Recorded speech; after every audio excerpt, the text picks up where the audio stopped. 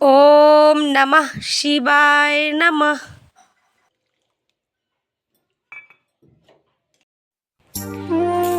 Hello বন্ধুরা, শুভ সকাল। কেমন আছো তোমরা সবাই? আশা করি ভোলানাথের কৃপায় যে যেখানেই আছো অনেক ভালো আছো, আর আমরাও অনেক ভালো আছি, সুস্থ আছি। প্রতিমাস ওয়ার্ল্ডে আরও একটি নতুন ব্লগ ভিডিওতে তোমাদের সবাইকে জানি অনেক অনেক ভালোবাসা, অনেক অনেক স্বাগত। আজ হলো চৈত্র মাসের প্রথম সোমবার, আর এখন বাজে সকাল 11টার। এখন থেকেই আমি আমার ব্লগটা স্টার্ট করছি। সকালবেলা এত ব্যস্ত ছিলাম, এত তাড়াহুড়ো ছিলাম, যে কারণে আমি কিন্তু তোমাদের সামনে আসতে পারিনি। অর্থাৎ সকালবেলা ঘুম থেকে উঠে, যেহেতু সোমবার তোমরা নিরামিষ খাই, আর আজ চৈত্র মাসের প্রথম সোমবার একটু স্পেশাল, তো সকালবেলা তড়িঘড়ি করে রান্না বান্না, কাচা ধোয়া, তারপর বেডশিট ক্লিন করে সমস্ত কিছু করে ওকে স্কুলে পাঠিয়ে তারপরে কাজকর্মগুলো কমপ্লিট করে নিয়েছি। দেন 10:30টায় ওকে আনতে গেছি। তারপরে ওকে দেখো এখনও ঘুমায়নি কিন্তু। তারপর ওকে নিয়ে এসে স্নান করিয়ে ও একাই আজকে নিজে খেয়েছে। কারণ কি, ওকে স্নান করিয়ে যখন এনেছি তার আগেই আমার স্নান হয়ে গেছিলো, তো এই কারণে ওকে বললাম তুমি নিজেই খেয়ে নাও। ও কিন্তু নিজেই খেয়ে নিয়েছে। তো তারপরে আমি ঘরটার মুছে নিয়েছি। এবারে আমি যাব নিচে ঠাকুরের বাসন মেজে জলটা তুলতে। তোমাদের দাদাভাই ফল ফুল সমস্ত কিছু এনে দিয়েছে। আর জানো তো, এখনও কিন্তু আমি উপোস, প্রত্যেকটা সোমবারই আমি উপোস করে পুজো করার চেষ্টা করি, যদি না পারি। কিন্তু শ্রাবণ মাস আর চৈত্র মাসের প্রত্যেকটা সোমবার কিন্তু আমি একদম নির্জলা উপোস থেকে ঠাকুরকে স্নান করিয়ে তারপরে আমি জল খাই। তো সে কারণে আমি এখনও উপোস আছি। তো চলো, আর বেশি বকবক করে আমি ইন্ট্রো বাড়াবো না। আজকে আমি এখন কি করে পুজো করব সেটাও তোমাদেরকে দেখাবো। আর আজ করেছি একটা দারুণ সুন্দর রেসিপি, খুব সুন্দর, যেহেতু নিরামিষ আর একটু ভালো মন্দ করার চেষ্টা করেছি, আর সেটা তোমাদেরকে আমি শেয়ার করব। তবে তার আগে পুজোর ভিডিও দেখিয়ে তারপরে আজকে কি বানালাম, কীভাবে বানালাম, সমস্তটাই তোমাদের সঙ্গে শেয়ার করবো। তার জন্য সঙ্গে থেকে ভিডিওটা দেখতে থাকো। চলো, ঘুমিয়ে পড়ো। এই দেখো, তোমাদের দাদাভাই ফল ফুল সমস্ত কিছু এনে দিয়েছে। তো চলো, ঠাকুর বাসনটা মেজে জল নিয়ে এসে আবার কথা বলছি। পুজো করার আগে ঠাকুরঘরটা তোমাদের একটু দেখিয়ে দিচ্ছি, তারপরে আবার দেখাবো পুজো করার পর আমার ঠাকুরঘরটা ঠিক কেমন লাগছে।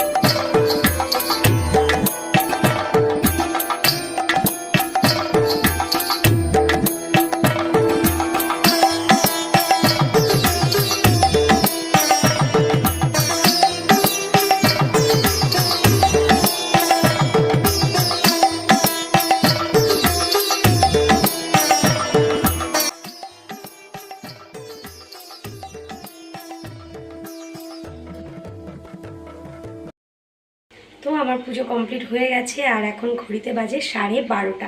তো আমার পুজো আচ্ছা কমপ্লিট। এবারে তো খুব খিদে পেয়ে গেছে, তো চলো খেয়ে নিই। খেয়ে তোমাদেরকে আমি দেখাবো যে আজকে আমি চিলি পনিরটা কী করে বানালাম।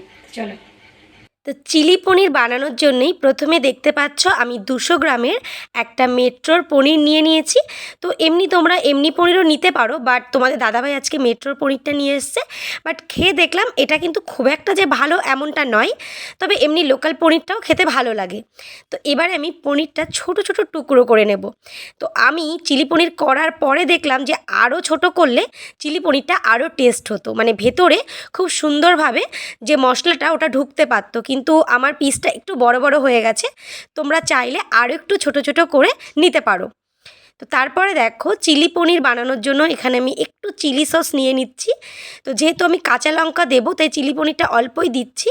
আর আমার চিলি পনিরটা বড় বোতল থেকে ঢালাও হয়নি, ওই কুড়েমির কারণে ছোট বোতল থেকে অল্পই দিয়ে দিলাম একটু টমেটো সস, আর তারপরে দিয়ে দিলাম একটু সয়া সস। তো দেখতেই পাচ্ছ সমস্তটা আমি নিয়ে ভালো করে মিক্স করে নিচ্ছি। আর জানো তো, আমার কাছে না রেড চিলি সসটা নেই, ও কারণে আমি শুকনো লঙ্কার পেস্ট দেবো একটু। তারপরে এবারে আমি একটা ব্যাটার গুলিয়ে নিচ্ছি চিলি পনিরটা ভাজার জন্য। তো এখানে আমি 3-4 চামচ মতো নিয়ে নিলাম ময়দা আর 3 চামচ মতো নিয়ে নিলাম কর্নফ্লাওয়ার। তো কর্নফ্লাওয়ার আর ময়দাটা ভালো করে মিশিয়ে এবারে ওতে একটু গোলমরিচ গুঁড়ো দিয়ে দিচ্ছি। যেহেতু চিলি পনির ঝাল ঝাল ব্যাপারটা তো থাকতেই হবে, কাঁচা লঙ্কা থাকবে, ক্যাপসিকাম থাকবে, চিলি সস থাকবে, সাথে কিন্তু গোলমরিচটাও মাস্ট। এবারে একটু হলুদ আর লবণটাও দিয়ে দিলাম। লবণটা তোমরা পরিমাণ মতো দেবে যে যতটা করবে, আর হলুদটা কিন্তু অপশনাল। তারপরে আমি একটু একটু করে জল দেব আর ব্যাটারটা স্মুথ ব্যাটার করে নেব। যতক্ষণ ব্যাটারটা স্মুথ না হবে আমি কিন্তু একদম গোল গোল গোল গোল করে ঘুরিয়েই যাব। যতটা তাড়াতাড়ি দেখছো অতটা তাড়াতাড়ি না করলেও অনেকটাই কিন্তু তাড়াতাড়ি করেছি। সবশেষে দিয়ে দিলাম একটুখানি সর্ষের তেল, এটাতে ব্যাটারটা আরও স্মুথ করে দেয়। ব্যাস, আমার ব্যাটার কিন্তু একদম রেডি। এবারে আমি চিলি পনিরগুলো খুব সুন্দর করে পনিরগুলো ফ্রাই করে নেব, যাকে বলে এক কথায় পনির পকোড়াও হতে পারে। আমাদের ঘরে চিলি চিকেনের থেকে কিন্তু চিলি পনিরটাই বেশি খাওয়া হয়, আর যেহেতু ভিডিও করা হয় না ওই কারণে তোমাদের দেখানোও হয় না। তো দেখতেই পাচ্ছ এখানে আমি একটা একটা করে কিন্তু পনিরগুলোকে ব্যাটারে ডুবিয়ে এবারে আমি তেলে ভেজে নেব। আর আমি কিন্তু ভরা তেলে ভাজছি না, তোমরা চাইলে ভরা তেলেও ভেজে নিতে পারো। আমি অল্প তেলেই পকোড়াগুলো ভেজে নিচ্ছি। আমার তোজো তো পনিরের পকোড়া বা চিকেনের পকোড়া, সয়াবিনের পকোড়া যাই দাও না কেন সবগুলোকেই বলে বড়া, তার মানে ও বড়া খুবই ভালোবাসে। ব্যাস, দেখতেই পাচ্ছ, দেখেই মনে হচ্ছে না একটা কামড় বসাই, আমারও মনে হয়েছিল একদম। আর আমি খেয়েছিলামও বটে, কিন্তু রান্নার মধ্যে তো খাওয়াটা শেয়ার করা যায় না। আর এখানে দেখো আমার তোজোবাবু চলে এসছে, একটু টমেটো সস দিয়ে আর একটা চিলি পনির ওকে দিয়ে দিলাম। আর জানো তো আজ আমাদের এখানে খুব বৃষ্টি হচ্ছে, মেঘলা ওয়েদার, ওই কারণে তোজোকে একটু ফুল হাতা জামা পরিয়ে দিয়েছি। তো আমার সবগুলো পনির পকোড়া একদম ভাজা হয়ে গেছে। এবারে আমি চিলি পনিরটা কী করে বানাবো সমস্তটা তোমাদের দেখাবো। চিলি পনির বানানোর জন্য আমি নিয়ে নিয়েছি কাঁচা লঙ্কা, টমেটো, ক্যাপসিকাম আর একটু আদা কুচি। যেহেতু আজ নিরামিষ ওই কারণে আমি পেঁয়াজ রসুনটা কিন্তু স্কিপ করছি। যেদিন আমি পেঁয়াজ রসুন দিয়ে করব সেদিনটাও তোমাদেরকে দেখাবো। তোমাদেরকে তো প্রথমেই বললাম আজ পুজোর বার, ওই কারণে কিন্তু সমস্তটাই নিরামিষ। তেলের ওপরে একটু আদা কুচি আর কাঁচা লঙ্কা ফোড়ন দিয়ে এবারে আমি সবুজ ক্যাপসিকামগুলো তেলের মধ্যে দিয়ে দিলাম, দিয়ে আমি হালকা করে একটু ভেজে নেব।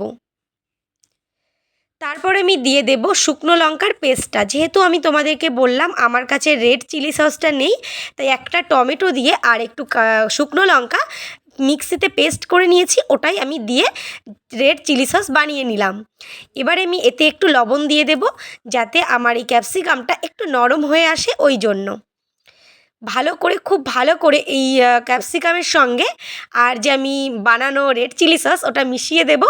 তো তারপরে আমি এতে দিয়ে দেব যে 3টে সস মিশিয়ে যে সসটা বানিয়েছিলাম, গ্রিন চিলি সস, তারপরে টমেটো সস আর হচ্ছে সোয়া সস।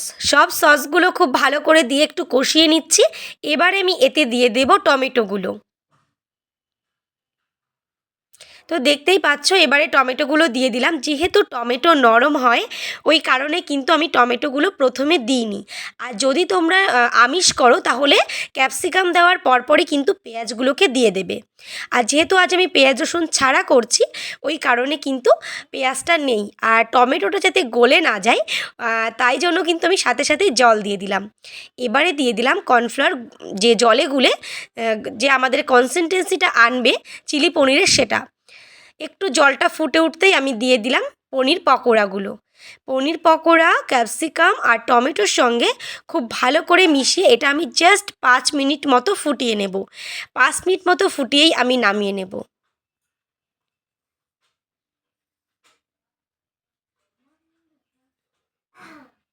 তো বন্ধুরা আমার কিন্তু চিলি পনির একদম রেডি হয়ে গেছে। তোমরা এইভাবে বানিয়ে আমাকে জানিও যে তোমাদের কেমন লাগলো। তো চলো বন্ধুরা, দেখা হচ্ছে আগামী দিন অন্য কোনো ব্লগে। ততক্ষণ তোমরা ভালো থেকো, সুস্থ থেকো, সবাই হাসি খুশি থেকো। নতুন বন্ধু হলে আমার চ্যানেলটা সাবস্ক্রাইব করে আমার পাশে থেকো নিত্য নতুন ভিডিও দেখার জন্য। তো চলো বন্ধুরা, আরও একবার বলি ওম নমঃ শিবায়, হর হর মহাদেব। তো চলো, আজ চৈত্র মাসের প্রথম সোমবারটা আমার এভাবেই কাটলো। তো তোমরা সবাই ভালো থেকো, সুস্থ থেকো, টাটা।